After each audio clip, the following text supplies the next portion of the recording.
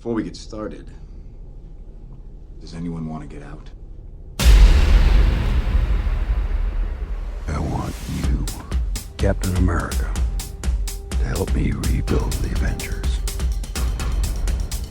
The Avengers? Yes, sir.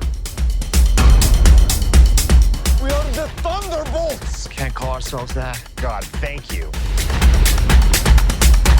When I became president, first thing I asked was about the secrets. Aliens. Who killed JFK? You're the only one I really trust. I'd like to talk to you about the future. Folks, welcome back to another episode of Movie Punditry. I'm one of your hosts, Rand, joined by Mr. Mike. How you doing, Mr. Mike?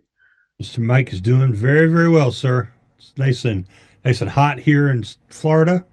It's finally starting to warm up here in Connecticut, so I can't complain. I was able to take walk to the store to grab myself some Gatorade instead of getting in a car and putting on 3 layers.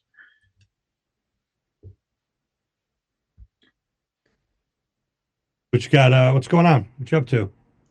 Not much. Just trying to stay awake. It's National Autism Month, and I think my son has turned up his autism to 11 in honor of Autism Month. So just dealing with him and his mood swings and the things he does. But all right, let's start off with CinemaCon. What is CinemaCon for the folks who don't know? So CinemaCon is a conference that's done every spring for theater owners, exhibitors, companies that own like AMC and Cinemark and Regal that own theaters, plus independent theaters. And it's kind of like TV upfronts, where it's basically the studios are just kind of rolling out, like, here's what we got coming out this year to get them excited, because they want these theaters to rent their movies. And make space on their schedules, and because it's not as easy as you think for some of these theaters. You've only got so many screens, you got so many movies coming out, and you have to schedule what you're going to have available. So they want to generate excitement and buzz for the theater owners, so they make space for their movies, basically. Okay. What was shown at CinemaCon this year that really stood out to you? So a couple of things that I have heard of that are pretty good. I mean, obviously, one is a Sony presentation. They rolled out at least the titles for their new movies. Which we knew, Beyond the Spider-Verse, there were kind of rumors of that going on the animated side. But the live action film is going to be called Spider-Man Brand New Day. And that to me is kind of interesting because there was a Brand New Day run in the comics that sort of parallels the MCU story. In that Spider-Man had made a deal with Mephisto to, save everybody, and part of that deal was that MJ, who he was married to at the time, did not remember him. Everybody would basically forget Peter Parker was Spider-Man, very similar to what happened in No Way Home. So, I could see, and May had been shot, so I could see some of the parallels that maybe they're going to try to connect. The other thing that was interesting is they unveiled the logo for it, and it was like a very old school Spider-Man logo, which I thought was kind of cool. I took a second look at it, and it looks like the logo from the animated series in the 90s. Yeah. So, so that was kind of cool. And that could be connected to something that cannot, maybe it's not connected to something, maybe they just thought it was cool, but, this is definitely, we don't know. We know that the girl, I can't, what's her name? I can't remember her name. Sadie Sink. Sarah Sink. Yeah, Sarah Sadie Sink, right? Yep. Sadie Sink was cast in some role. We don't really know what it is. So that looks like it's going to be kind of interesting. Did you see? I was just curious. Did you see Craven? No, I see it's on Netflix, and I put it on my watch list. I think I'm gonna probably check it out this weekend. Yeah, I'm going to be honest with you. It's not as bad as I thought it was going to be. It was actually pretty entertaining, I thought. And So I'm really kind of surprised it got all the hatred that it got. I wonder if the stink of the Sony Marvel stuff is just so bad that the movie was doomed no matter what. It could have been. I mean, not everybody is fan of the Venom movies, especially the last two. Um, the obviously Madam Web was a bit of a disaster. Uh, Morbius was a bit of a disaster. So, it's possible you're right that it's still kind of got that bad taste on it. Yeah, because I didn't hear anything good about it, but and I trust your judgment, so I'm definitely gonna watch it. Yeah. I mean, look, I'm not saying it's a great movie by any stretch, No, but compared to I don't think it got deserved the hate that it got. And maybe it's because I went into it with such low expectations and I was actually kind of like, oh, maybe this isn't that bad. I just because they were, and the reason I asked is like, there's these ideas of like who are the villains going to be in the Spider-Man movies, and were they setting up a Sinister Six? Were they setting up all this stuff, and so you got to kind of wonder where they're going to be going with it. I'm trying to figure out when they're gonna put Captain America: Brave New World on streaming. I would imagine it's probably going to be within the next 2 months. I can't see them giving it more than a 90-day window, and it's pretty much, out of that. So I would imagine probably somewhere around Memorial Day, I would think. Ugh, it's too long for me. just let me buy it. So also at CinemaCon, getting a big buzz was, and we'll just touch on this and then we'll go to the big one, was the new Jurassic Park movie. I think they showed either some clips or an extended look at it, and which is Jurassic World Rebirth, They're which is gonna coming run out in this. July. What's that? They're gonna run this series into the ground. Yeah. So this is apparently another island, but It's this one, from what I have heard from the people who were in the room who watched the extended peek of it, this one kind of leans back into the first movie in terms of the like pacing. in terms of almost like the horror elements and the the scary kind of elements of it. From what I understand, basically about the framework of the story they're going to this third island that nobody knew existed, which is where they were actually doing genetic work. Yeah. And where like they put the mistakes. Yep.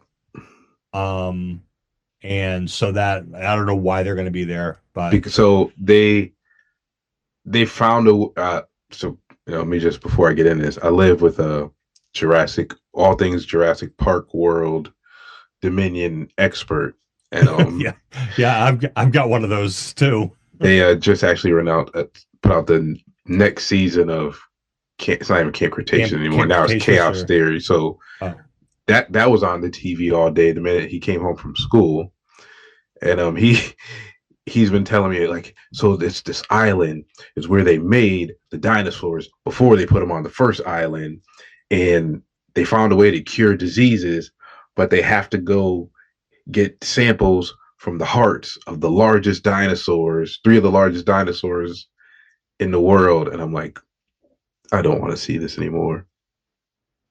I don't want to do this. Like the first one with Chris Pratt was really good, right?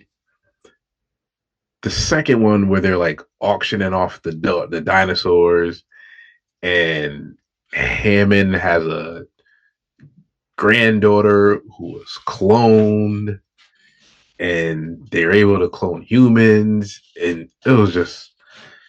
And then the last one was just, I don't know. I'm done. Like, maybe this is how people felt when Rocky 5 came out. I don't know. I just talk to me about dinosaurs in 10, another 10, 15 years. Like, just let's give it a rest for a little while.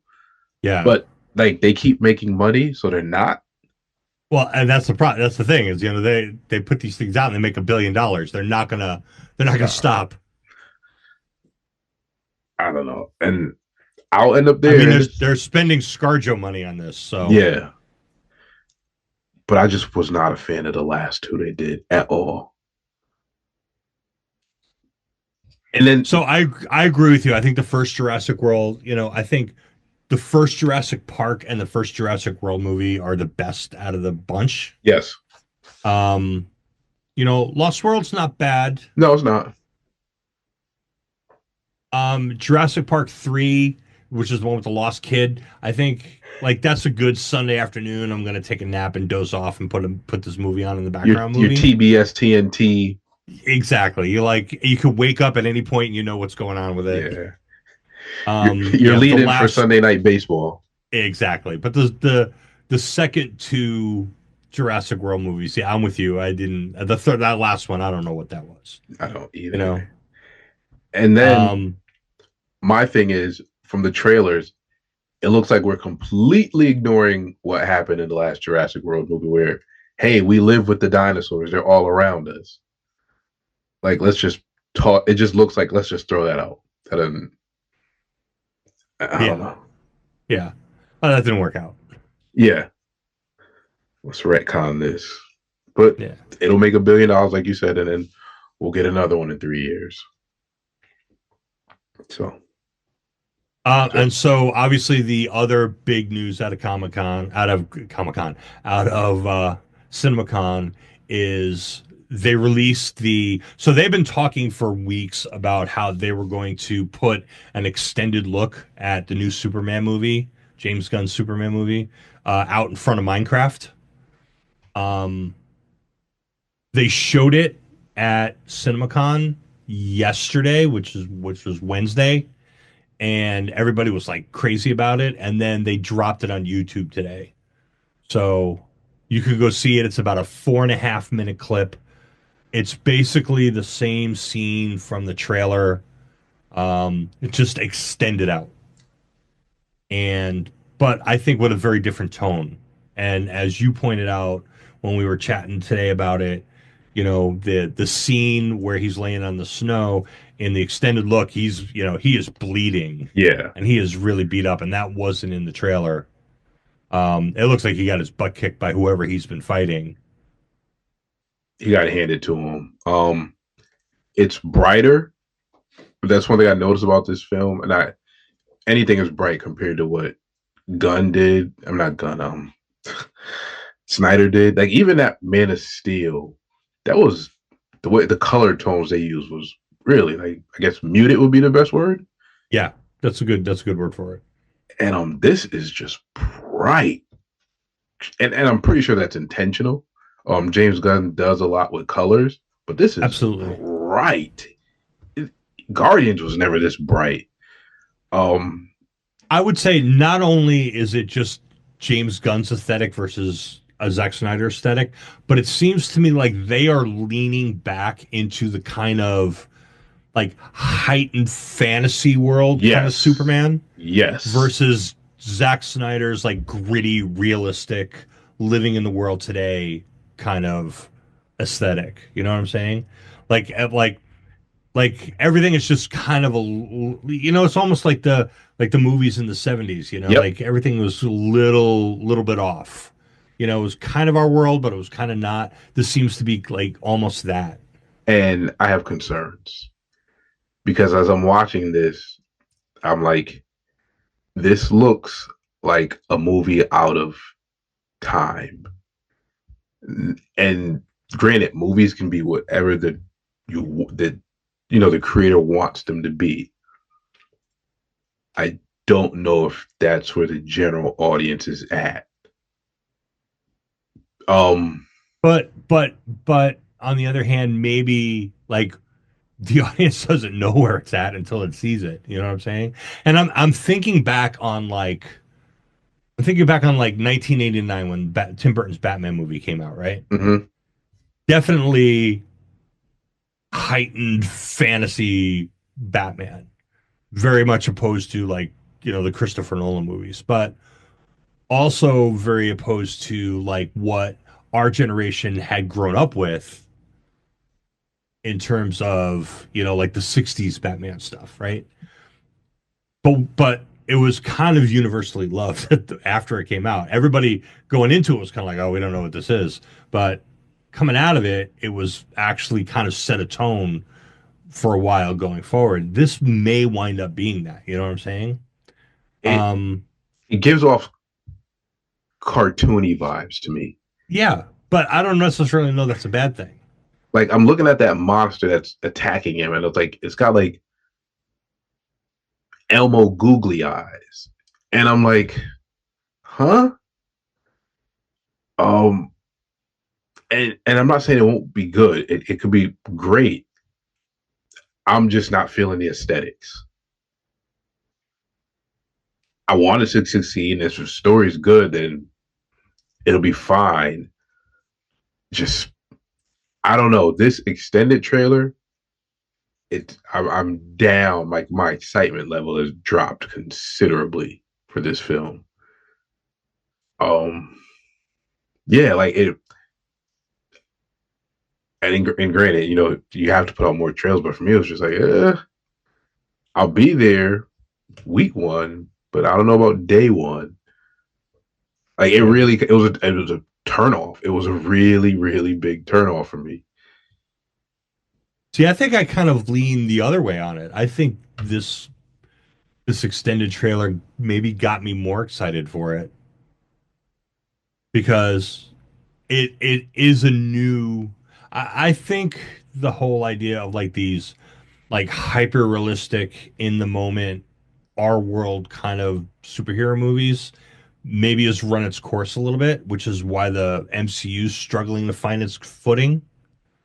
We went through the Infinity Saga, we went through the Snyderverse, we went through the Nolan verse, and all those movies are very grounded, very in the moment, very, they could be happening down the street from you. Maybe the pendulum swinging back into, a Escapism. little more fantasy, a little more comic booky kind of aesthetic to it. I know, Gunn has definitely been leaning that way. Both, not only in the Guardians movies, but you look at like Suicide Squad, right, with Starro and all that stuff. I mean, it's definitely kind of and the Shark King. Yeah. It's definitely kind of that's his viewpoint. Obviously, maybe audiences will respond to that. Who knows? I think for me, it's because my taste is different.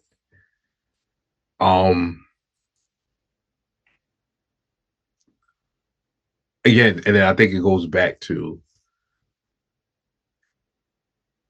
the Batman animated series. Even though you had villains like Clayface, like he was for the most part he was dealing with like his street level guys.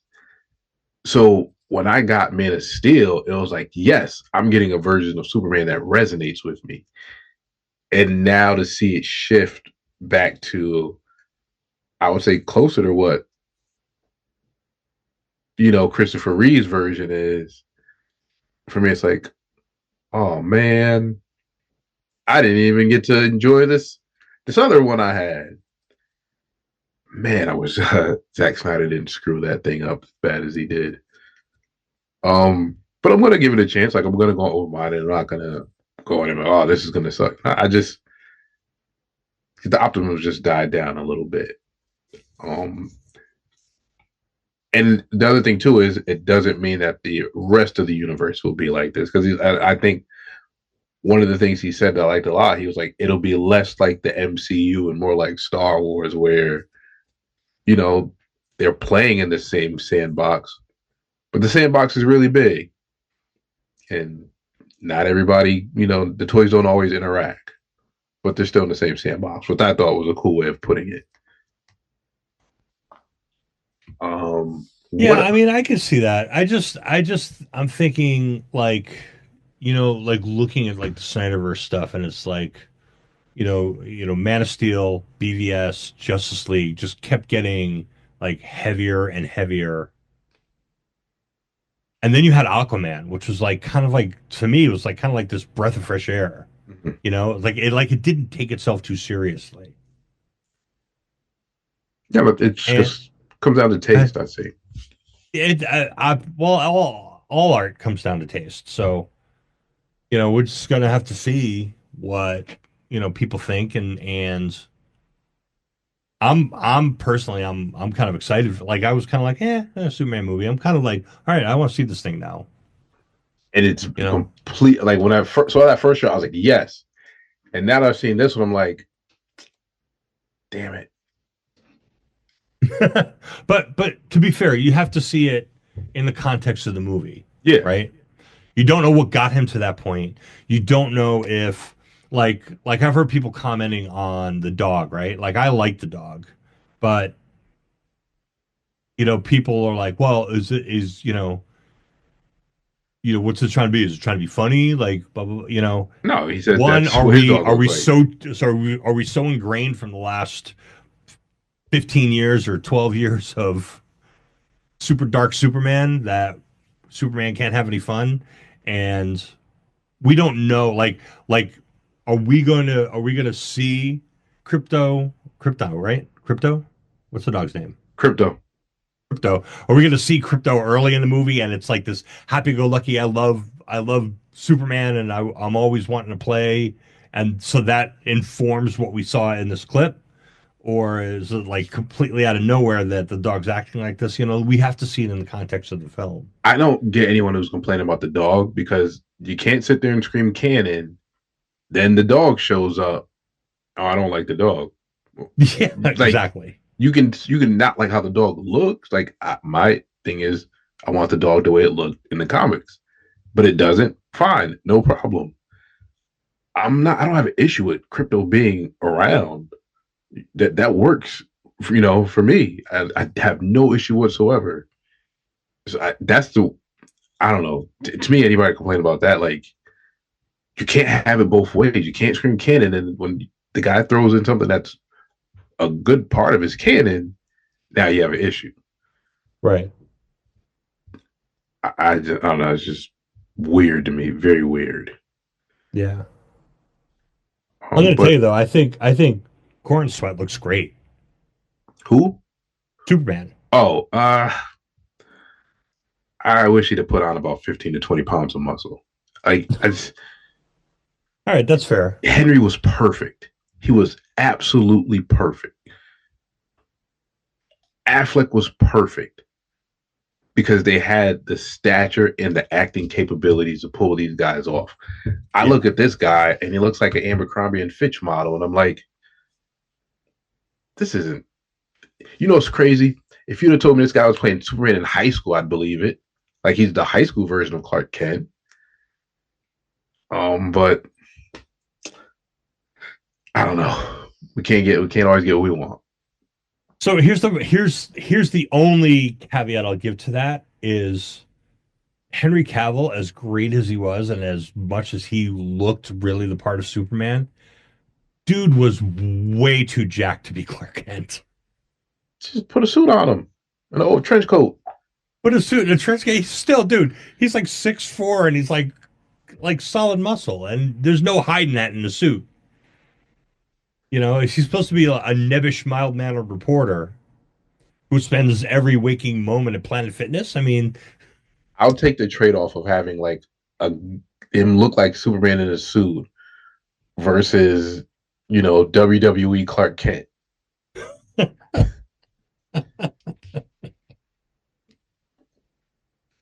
Probably should have spent the money on the CGI to just make him look smaller as Clark Kent.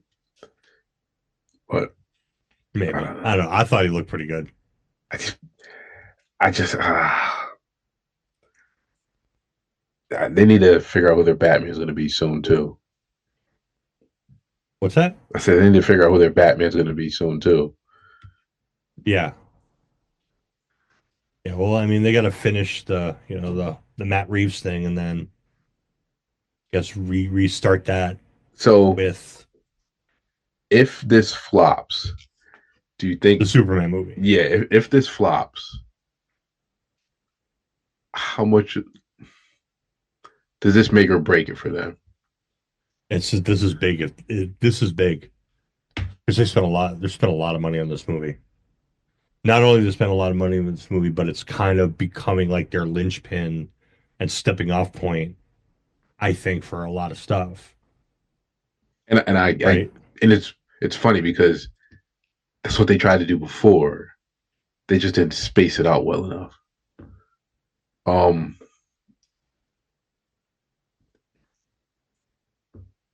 If this flops, do you think they continue on forward, or they just say, okay, no, we're gonna put it. I almost think they have to at least do another movie. I don't think they can pivot. One, I don't think there's any chance of this flopping.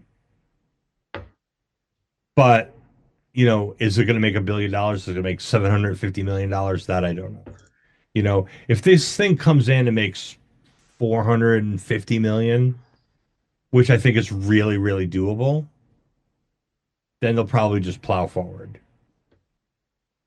You talking about worldwide or domestically? If this thing's Snow White, then obviously that's going to be a problem. But no, are you talking about worldwide or domestically? What's that? Worldwide or domestically? Worldwide.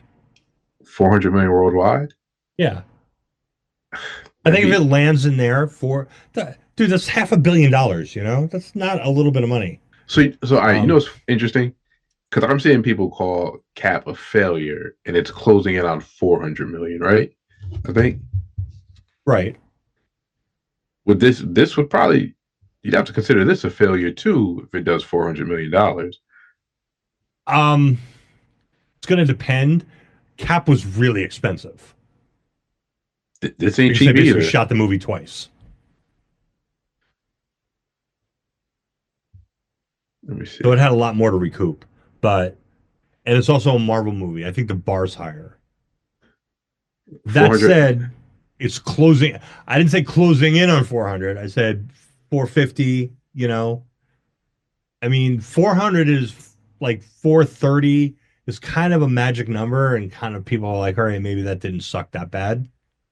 If it could blow through that, and I think it probably will.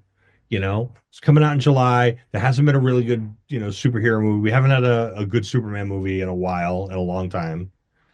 There's a lot of buzz around this. I think this thing is going to coast in pretty comfortably, like 700 million. And if that happens, I think they just go ahead, because like I said, they've got a lot going on in this movie. I mean, if you look at like who's in this, right? I mean, you've got Mr. Terrific in this, you got Hawkgirl in this, you got Supergirl in this, you've got all these different kind of characters that they could step off with and build out with. Then this is kind of an important thing for them, I think. I think it's got to do 500 to 600 million. Yeah, I agree with you. But I think it's going to. I hope.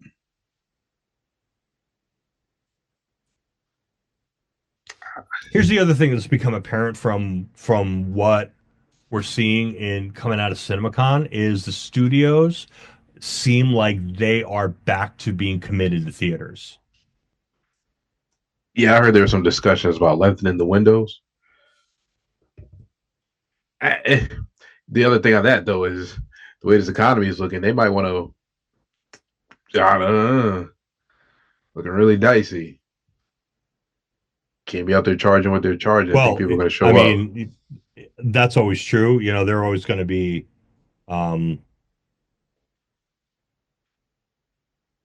they're always going to be, looking for um an optimistic kind of viewpoint. But what I'm saying is like for instance, so like this Superman extended thing that they showed, when they showed it to everybody, it was in 1:43, which is the IMAX ratio. You know, they filmed that movie for IMAX. You don't do that if you think your primary source is going to be streaming. And some of the executives and stuff have been talking about how, maybe the streaming model isn't what they thought it would be. And they're still, I think there seems to be a lot of confusion. Like they're still trying to figure out what the best mix is. But it seems like they're leaning back a little bit towards, you know, we know how to make money in theaters, so we need to figure out how to get people back into theaters. Drop the prices. I saw this thing. It was like the head of Paramount had gave 3 suggestions. He was like, extend matinee prices until 6 p.m. Don't like make another day besides Tuesday a day to get like a discounted price. And there was another one that sounded pretty good. I gotta find out. I think I had saved it. It was on Blue Sky. Right, but the Twitter. question is going to be, are the studios going to be participating in that? You know what I'm saying? Like, is it going to be okay? We get X amount of money per ticket, but you guys need to cut prices, or are we going to get X amount of money per ticket, but if you're going to cut prices, then we'll roll that back a little bit. We'll take the pain with you. That's what the question is going to be. Mm-hmm. I don't know. I can only speak for myself. I have pretty much lost all enthusiasm to go to a movie theater. Oh, so have I, and we've talked about this. Yeah. I don't find it to be like a great experience anymore. Like there was a part of me that was content, and I'll be perfectly honest. Had this Captain America not been a black guy, I probably would have like, I'll wait for it to come out.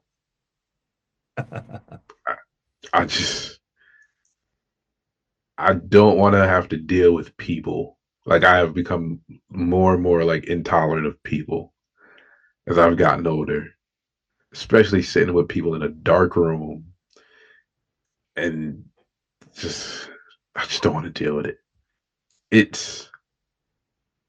I don't know. As I get older, I look at the movie theater going experience and think, why would anyone want to do this? Why would I want to go sit with a bunch of strangers in a big room and watch something that I really want to just enjoy by myself, or with in the company of people I know? And you're going to charge how much to do it? I think the thing is the question is going to be how much of a spectacle are they going to make the movie? And is the experience going to be that much different in a theater than it is in my living room? Like I've got a big TV, I've got a great surround sound system, I got a bathroom and a kitchen. You better make a really visually stunning movie or a really like immersive experience for me to want to say I need to see this on the largest screen I can. And for like probably 80% of movies, it's like I don't care. And with the quality of TV you can get and at a decent price now, you're probably getting a better picture at home. Well, I mean, those laser projectors they got at the AMC theaters are pretty impressive. And you're not gonna, you're not gonna get a sound system like they have. I mean, there's definitely, it's just a matter of whether or not that's enough. And for some movies it is. Like I knew, like I wanted to see Dune in the theater. I knew I wanted to see Captain America in the theater. I want to see Thunderbolts in the theater. I'll probably want to see Jurassic Park when it comes out in the theater. Those big spectacle movies. But like movies like, where it's like, Ryan Reynolds making jokes, I can watch that on TV. Let me see what's coming out soon because I'm trying to figure out what is going to get me in the movie theaters. Um,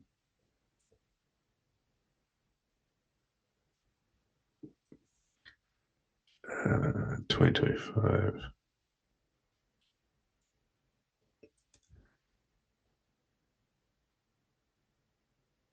So you're gonna get like so you're gonna get um Thunderbolts might get me. Thunderbolts will definitely get me in the theater. I don't think anything else before really digging into. The Amateur I is not mean, getting me in the I theater. mean, I'm probably gonna wind up going to see The Accountant because I know my wife will want to see it. Avatar 3 comes out this year. I don't know. Thunderbolts definitely. Crap. Fantastic Four will get me. That'll get me. Yep. Mission Impossible will probably get me.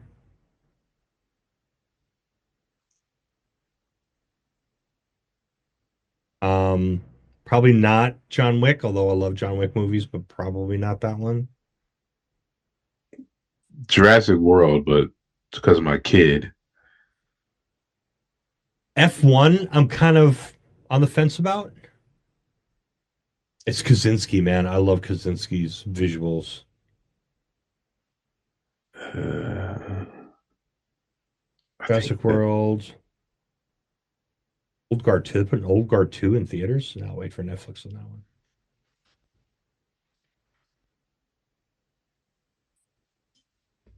I think that's it for me.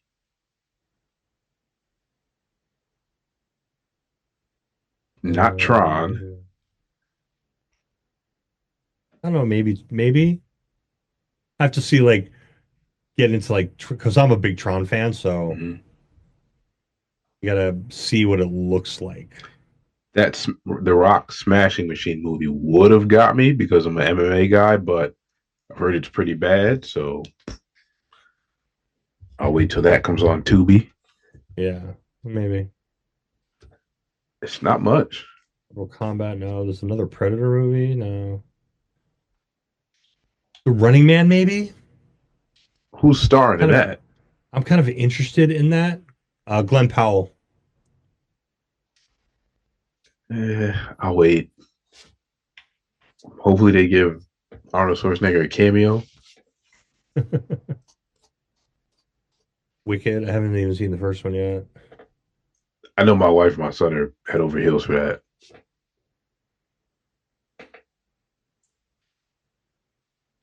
Yeah, I don't know. I think it goes back to you said like nobody's trying anything new. So I don't see much that's like, oh yeah, I gotta get out there. I gotta go see this. Yeah. What else is on the docket? Let's talk for a couple of minutes or 5 hours about the little stunt that Marvel pulled on Monday. Oh yeah, you lead this one off because I have some thoughts. So there was buzz going around by guys like Jeff Schneider and other people who were in the know that there was going to be a big announcement on the scope of Doctor Doom, and everybody was wondering what it was, what was going on, blah blah blah. Blah. And then Marvel Studios announced that there was going to be a live stream, and so they started the live stream around 11 o'clock or so, and initially it was just a picture of the back of a director's chair that said Chris Hemsworth on it. And it sat there for a while. And everyone was kind of like, okay, are they going to start this thing? Like, are they going to have the whole cast of Doomsday come out, like one at a time? Like, what are they going to do? Oh, this is going to be great. Blah, blah, blah, blah. And then you hear like footsteps. And you're like, okay, this is going to start. And then it just it the camera moves to like another chair, and it was 5.5 hours of that. Every 13 minutes, they revealed another chair. And everybody, like, at first was like, kind of like, what's going on here? But, um, so it started with Chris Hemsworth, and I went to Vanessa Kirby, and then Anthony Mackie, and Sebastian Stan, and all these, and then, I mean, there were some surprises in the list. I mean, you had a bunch of like the OG X-Men, Patrick Stewart, Ian McKellen, James Marsden, but it's like it was either absolutely brilliant or completely idiotic, and I haven't decided which one it was. I don't think What's it your needed to be take 5 on it? hours. It didn't need to be 5 hours. It didn't need to be 5. It didn't need to be 13 minutes. They could have done it like one every minute or two, if you wanted to do that. We were texting while I was going. At the time, I hated it. I don't hate it. I still don't like it. But here's what I'll say about it is basically all day film Twitter, film YouTube, film podcasts. That's all they were talking about all day. There were channels on YouTube that were doing live watches of this thing. And you had hosts who had to, vamp for 12 minutes every time they revealed a chair. You had, people tweeting along with it. And every time a chair would come out, there was, and by the end of this thing, they had 10 million people watching it live. So it's almost, go ahead. I'm from the school of like, you can brag when you're winning. You can pull stunts when you're winning. Like, these guys haven't been consistent, at least in the theater front, in a while. Just make some good movies. And I get it. Like, this didn't take anything away from them making the movie or, any time away from writing the script. But just like, can y'all just come out with some good movies consistently? I don't know. To me, it's theatrics. I didn't think it was necessary. It was definitely theatrics, but it's a movie company. Theatrics, and I get it. Business. It's just I didn't think it was necessary. Like I'll say this: was it better than having them all come out at a panel at CinemaCon or it's definitely D23? Like I think this was better, and maybe had it been shorter, I wouldn't have so much angst against it. I think that's what the length is. What really is just like, are you serious? Like, please respect my time here.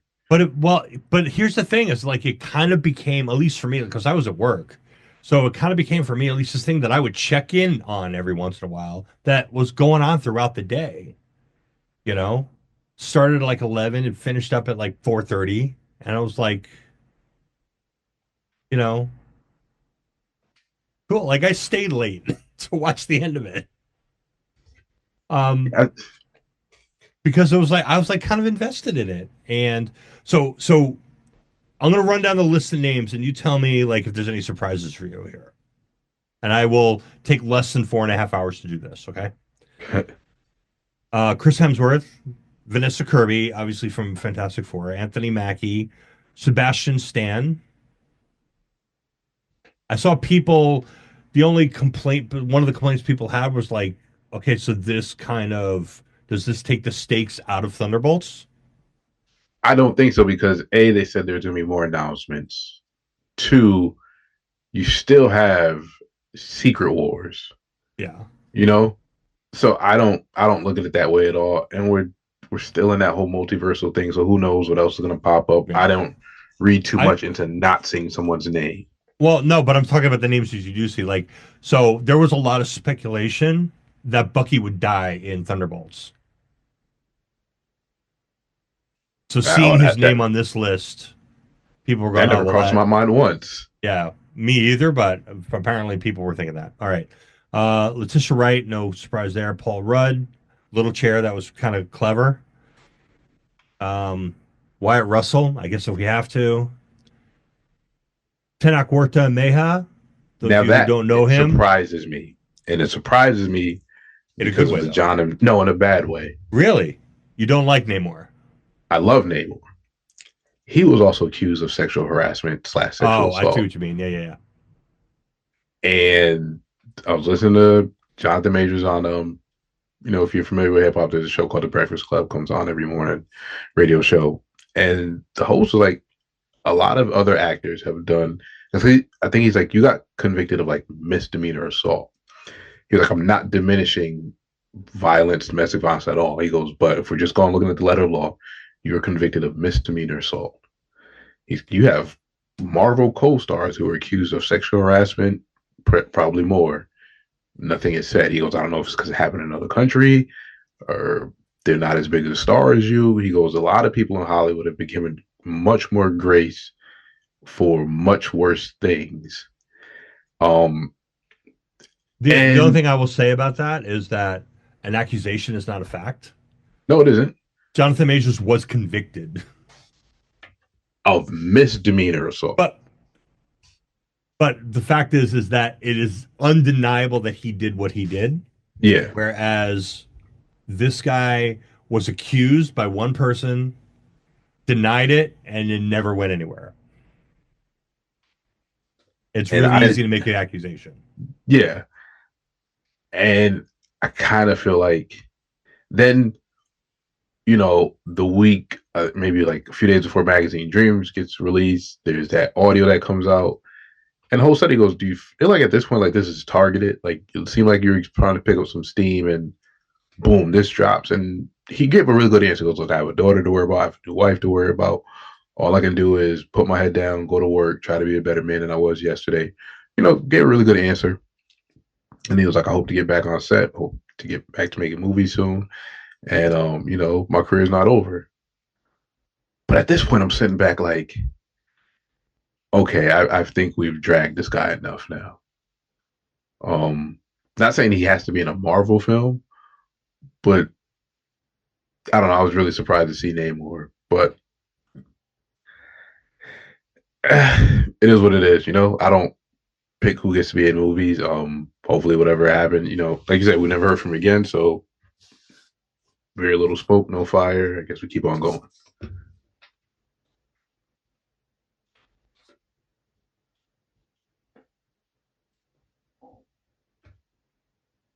But none of the names I saw up there surprised me.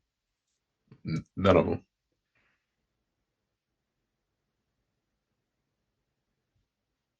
Hello? But none of the names surprise you?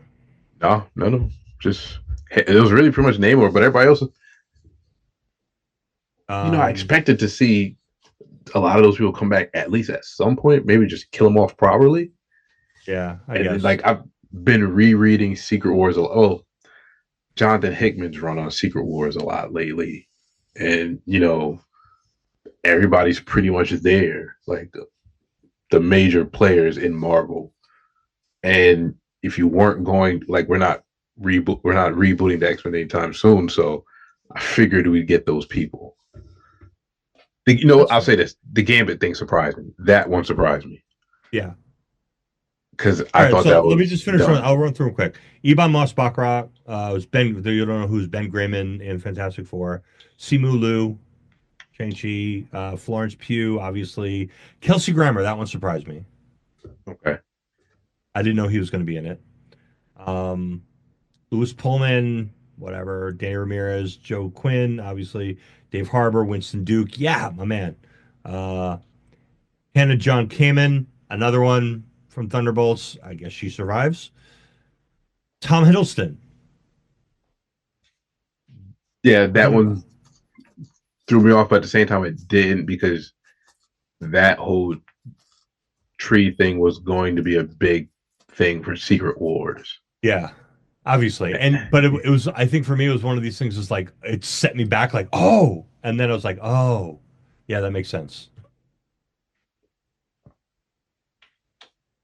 I've been watching season 1 and season 2 of Loki, and it's just crazy how they really screwed up this whole multiverse saga. Like, I I think there was a plan there at some point. I mean, Kang was a big part of it, but it just this thing just seems all over the place. Yeah. And I'll be honest with you, Rendell. I'm not convinced Kang's not going to wind up in this thing at some point. It may be kind of a reduced role.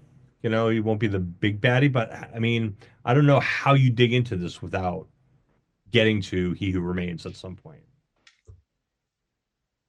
And I hope it's not just some quick kill off and let's move on, Yeah. because then you'd be completely ignoring that there was an arena of at least thousands of Kangs hooting and hollering. Right. Unless you just put the pause on it, wait for the smoke to completely die down, and then you bring him back 2 to 3 years later. Right. Because he's not essential to Battle World or Secret Wars. And I don't think we'll ever get it. But I would like to know if maybe sometime just come out some documentary of what the plan was for him. Because I think we both agreed Doom was not the plan. That was not the end game, not to make a pun. No, absolutely not. But there are always rumors of like a soft reset with the end of this multiverse thing. Whatever that would have looked like. And I think a lot of people, like, whenever they heard soft reset, they thought, oh, they're going to recast Cap and Tony Stark. And I don't think that's the way this is working. This isn't like Batman and what you've traditionally gotten with Batman, where somebody just puts on the cowl. Like, I think Captain America, they're just going to, hand that shield off to the next person. And yeah, I don't think Iron Man is going to be, hey, we got a whole new, Tony Stark. I think they did it when they said you got Ironheart. We'll see how that goes, though.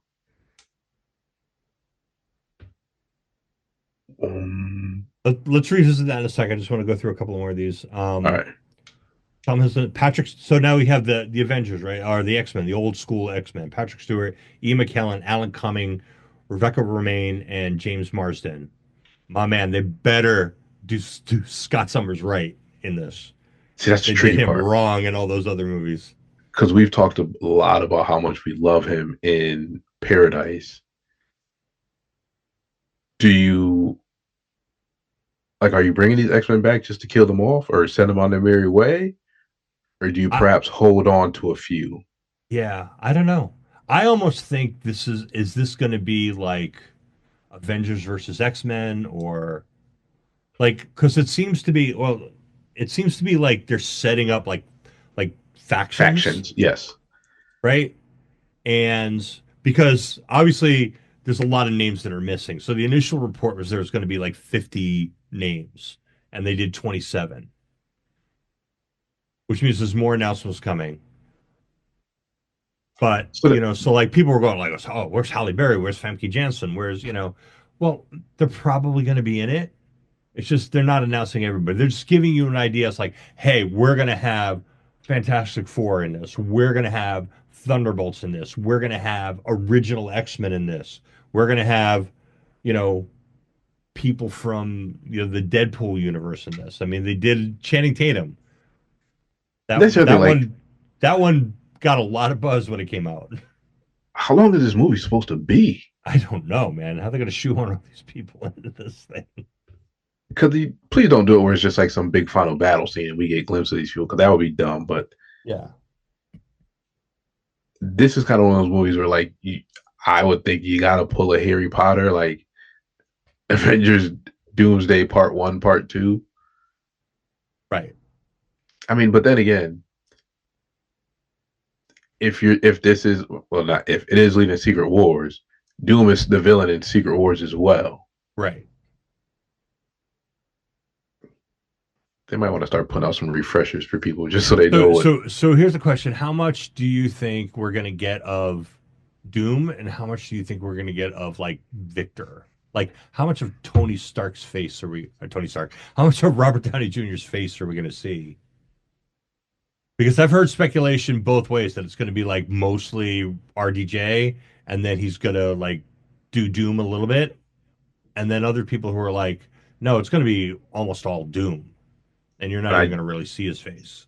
what I don't want is, and I've seen this, is this is a Tony Stark variant who lost Right.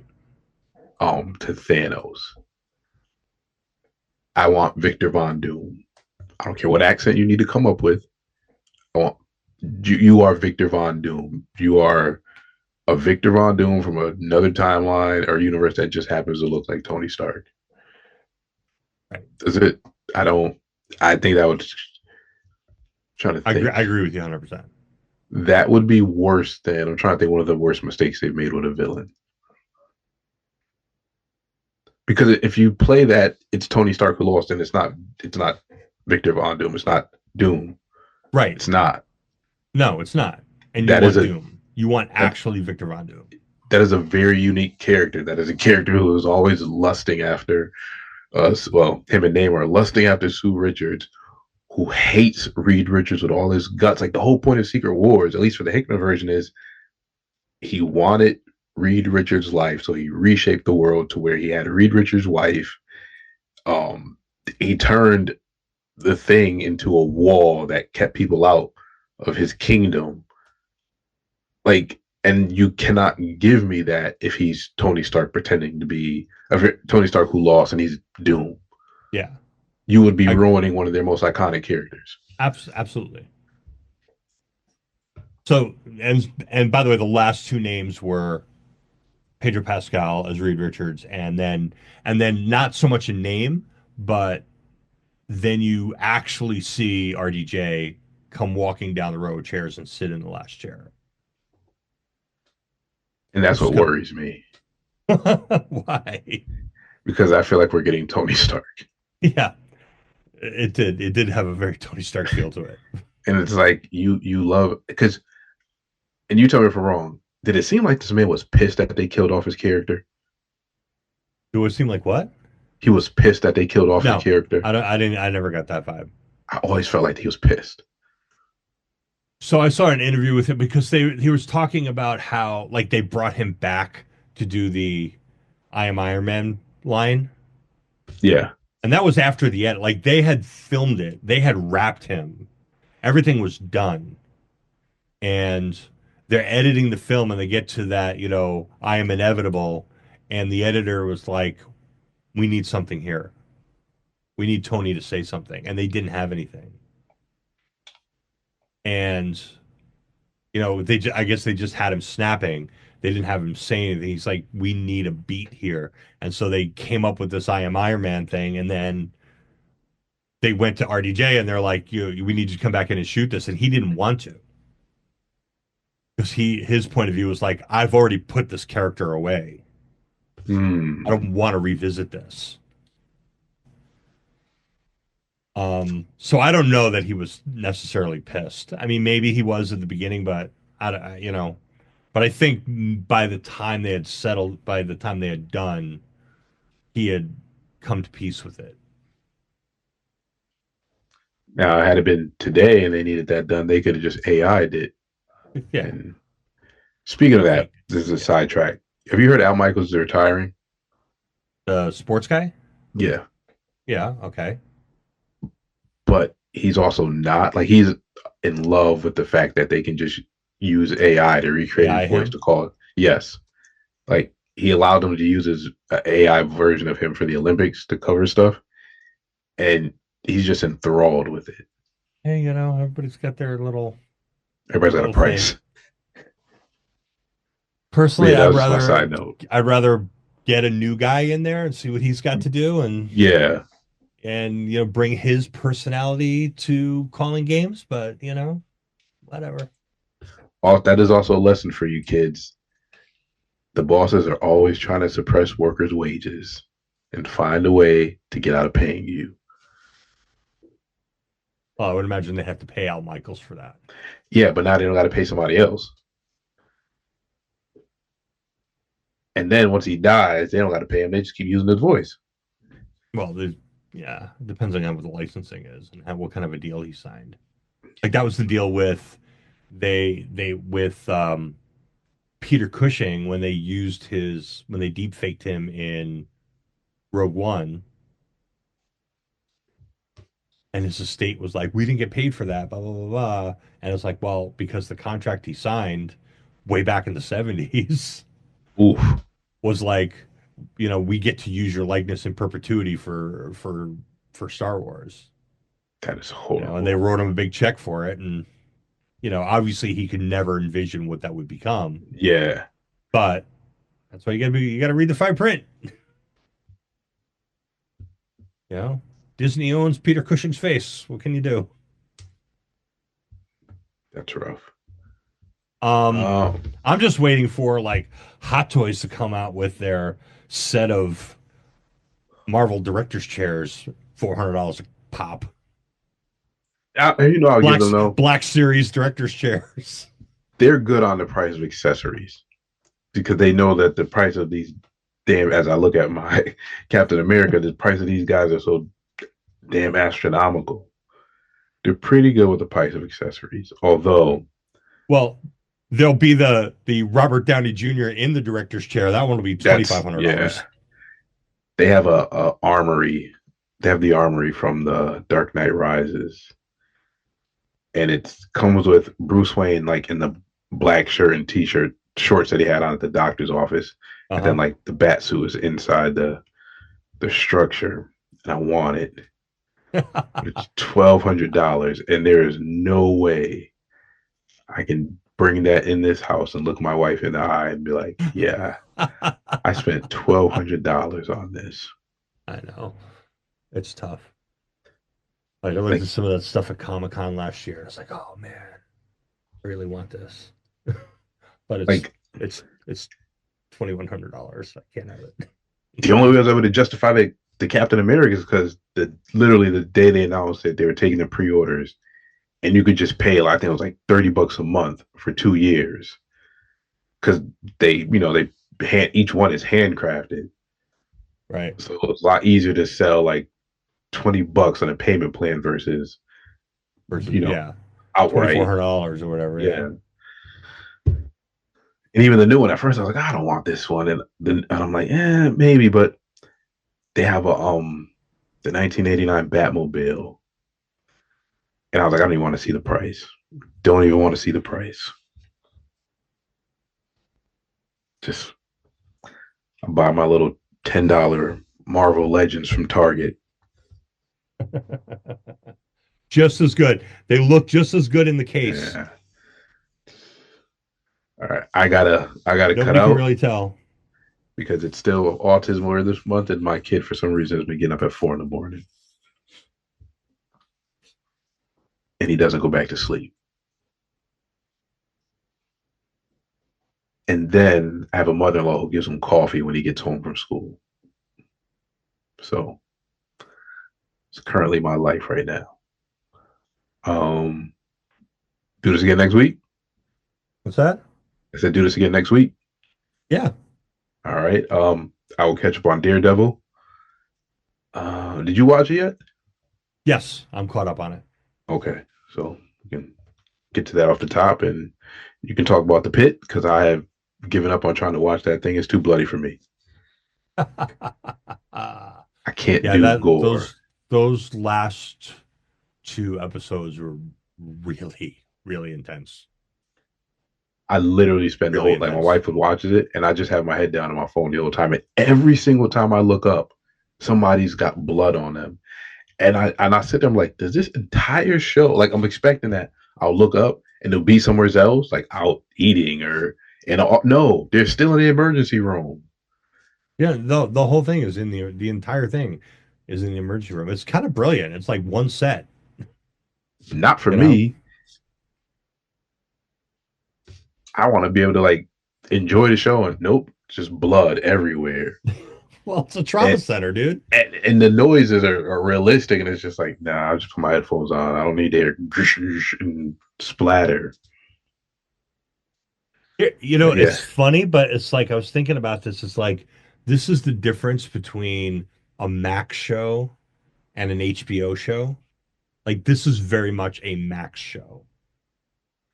What do you mean? Well, if you look at like the prestige TV shows that HBO does, like Succession or something like that, right? It's like they are huge. They're on location everywhere. They're flying helicopters all over the place. They have stars coming out there yin yang. Every guest star is like some huge movie star. And this is like you got basically one star, couple of B-level people. You're on one set in one place, but it's just as compelling. It's just the way they tell the story is different. I see what you're saying. Like HBO spends so much money on like House of the Dragon or White Lotus or all these other shows. There's not a lot of money on the screen here. I mean, who do you know in this cast besides Noah Wiley? Once in a while you see somebody be like, "Oh, that's that person I saw on that show." And I don't even know who Noah Wiley is. What? I don't even know who Noah Wiley is. All right. Well, a lot of people know who Noah Wiley is. From ER, from Librarians. What was that other sci-fi show that he did? Like the guy's led television series in the past, but he's the only one. And they haven't even really had any like big guest stars. Like like I said, like you see, like someone will come in and be like, "Oh, like I've seen that person in a couple of things, but I don't really know who they are. Like I can't name them, But it's just like a different way to tell a story. Have you noticed, by the way? I don't know if you noticed that HBO like Max has rebranded again. The logo? Yeah. Yeah, I don't know. David Zaslav's an idiot. What's that? David Zaslav's an idiot. After distancing themselves so hard from HBO, it's like now they have like a clone of the HBO logo. Yeah, like I could make some. Never mind. Never mind. Not even gonna go there.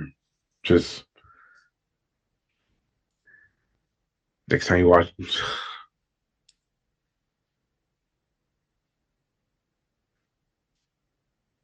I just remember when he took over and they just got rid of a bunch of stuff and they were cutting and slashing, and it just reminds me a lot of some things going on in the world today.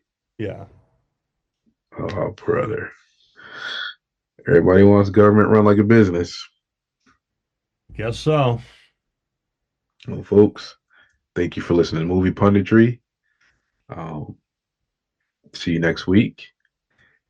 Renew your Game Pass. I still got to renew mine and play South of Midnight. Okay, I'll give that a whirl. All right. Anything you want to leave the people with? I'm good. Oh, also, folks, please wash your hands or wash your butt because I had COVID 3 weeks ago. It's not going. It's still out there. We had a guy that I work with had it like 2 months ago. Yeah, it was bad. All right, folks. Peace. All right. Later.